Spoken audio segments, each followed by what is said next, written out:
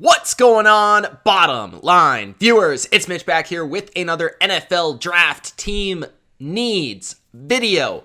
In this video, my thoughts on the approach for each team this NFL draft in the AFC West. From the Broncos to the Chiefs, how do I believe each team should approach and attack this year's draft and address their biggest team needs? Before I look at the biggest team needs and the game plan for each team, don't forget to spike that like button and subscribe to the channel as I cover all 32 teams here on the Bottom Line View. So if you want more NFL draft content and NFL content in general, this is the place to be.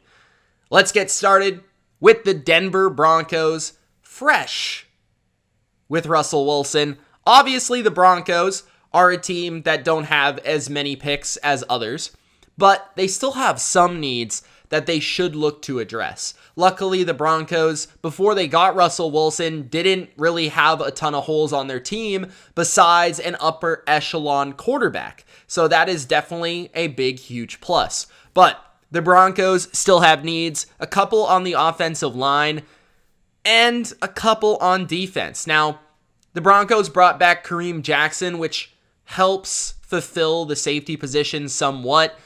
That could have been a bigger need before re-signing him, but I would still look to maybe add some youth to that position with Jackson getting older and potentially leaving the team soon. On top of that, tackle and center could also be positions that they look to upgrade in this draft. I don't think there's going to be much opportunity to actually upgrade with the picks that they do have, but you could add some competition or potential developmental prospects at those positions. Right tackle, they brought in two veterans with Billy Turner from the Packers, Tom Compton from the 49ers. So it feels like they're comfortable with those two guys battling it out at tackle and having two guys that are capable of starting there. Compton also offers some versatility as well. And then you have Cushenberry, who's had a couple seasons now to be the starter at center, third round from 2020. He's not been great. I mean, he's been up and down, inconsistent.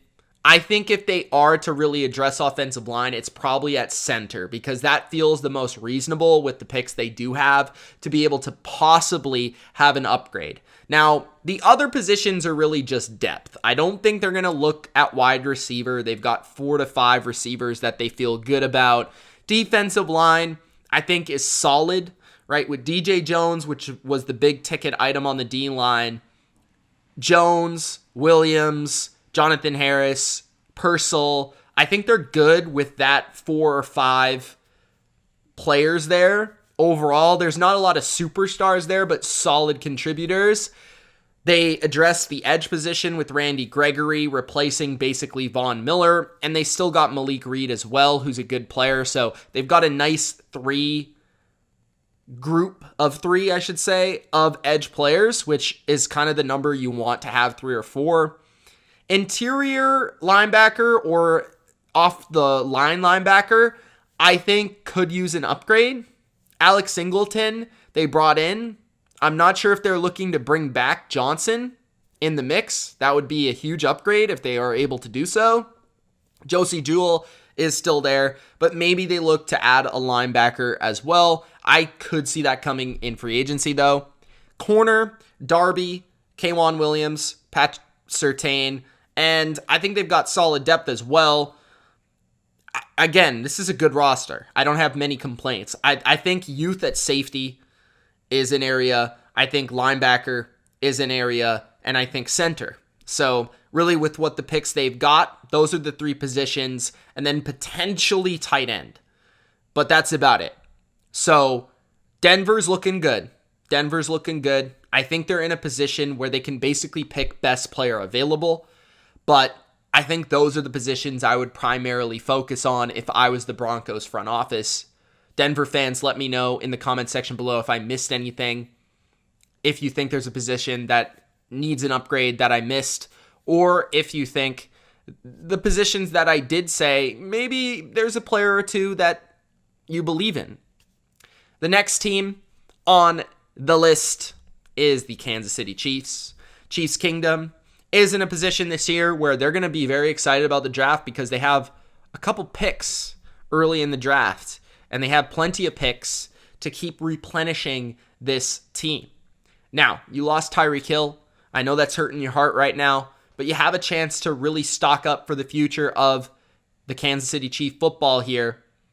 Wide receiver is going to be interesting to watch. I know a lot of people are mocking wide receiver to the Chiefs early, but I'm intrigued to see how they use these picks because you signed Marquise Valdes-Scantling. You signed Juju. You have Mecole Hardman. You still have Travis Kelce for now.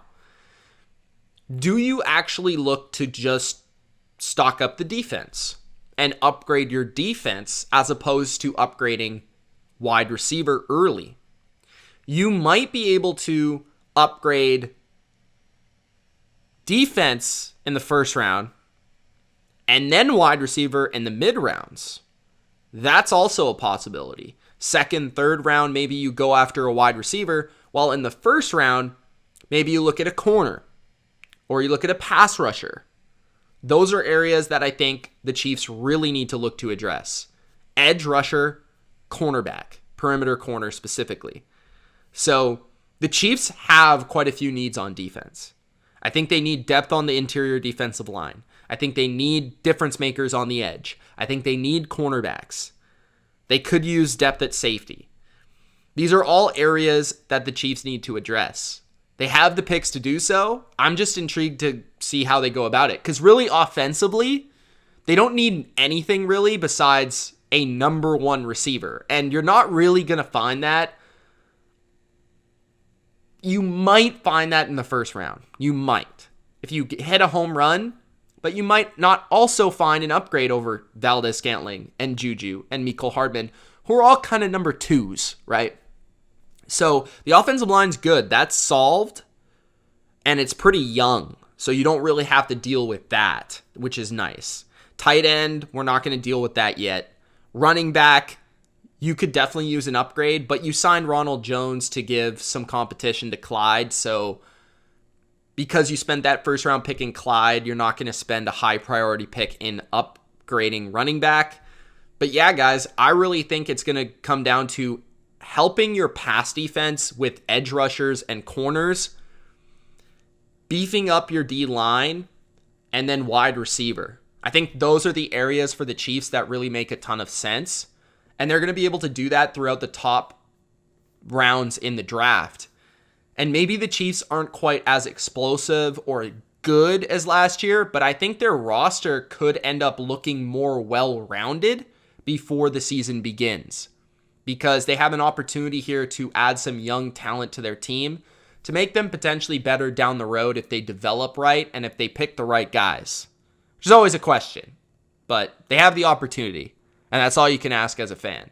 So that's the Kansas City Chiefs. Let me know if I missed anything with the needs or any positions that you think they could use. All right, the Las Vegas Raiders are next. The Raiders do not have a ton of picks after trading for Davante Adams, but they still have some mid-round picks that they can utilize to their advantage. With the Raiders, I could see them attacking the offensive line to help protect Derek Carr and get the best out of their passing offense as well as their run offense under Josh McDaniels. They have all the weapons down. They don't need to look at tight end, wide receiver, or running back in this draft. They don't need to look at quarterback in this draft. They even have their backup in Nick Mullins, so they don't got to look at that.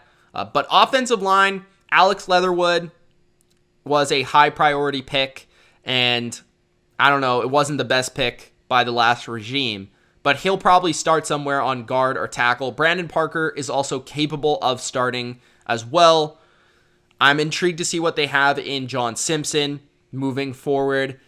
So it sounds like, from what I've gathered from Josh McDaniels and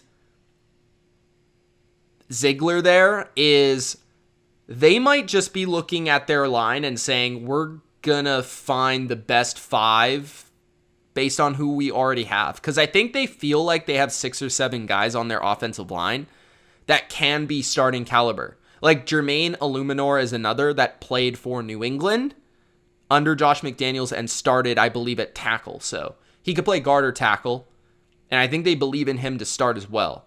So I think that they believe stronger in their offensive line than fans do. So that's something to take note of.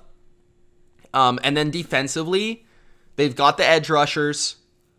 They added some depth with Kyler Fackrell. They've got Clelin Ferrell there. I think they're fine. Interior D-line, they don't have a superstar, but they've got quality depth across the board. Linebacker, they added Jayon Brown and Kaiser with Perryman already, so I don't think they really need a linebacker, to be honest with you. So I look at their team after missing out on Gilmore. I think they could use a corner, maybe, but I really like Anthony Everett, and I really like Rock Ya-Sin to potentially make an impact here. So they've got some nice depth at corner with Hobbs, Rock Ya-Sin, Trayvon Mullen, Anthony Everett, even Amik Robertson and Darius Phillips. Those guys can play. I mean, they're not great, but they can play. So I think the Raiders' corner could be one of their top picks. Interior D-line wouldn't shock me. Offensive line wouldn't shock me. Those are the areas I think primarily that they might look to add.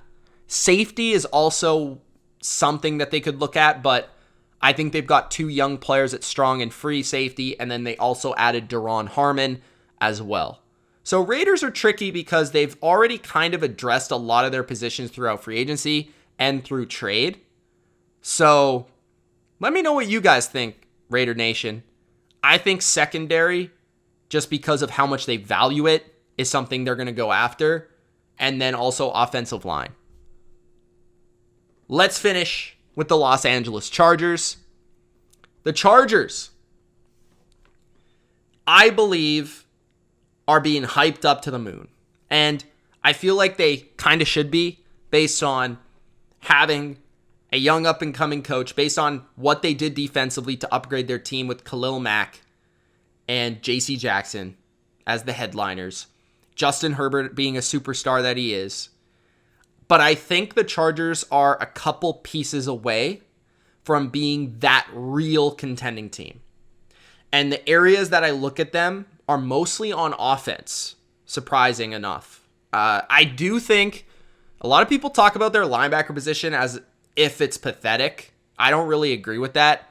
I think by adding Troy Reader, having Drew Tranquil, who's injury prone but decent, and Kenneth Murray, who was a first-round pick, they can work with that. I don't think that's like a disaster, but they could add a linebacker at some point in the draft. I wouldn't expect it to be in the first round. I just don't think that Brandon Staley or this regime is going to really high prioritize a linebacker. Their D-line is good now with what they brought in. I feel like their secondary is strong, so they don't got to worry about that. Maybe corner depth, but that could also be through free agency sort of deal. But they have their top 4 corners, and they have maybe safety. Safety is a position that I think they could add later in the draft.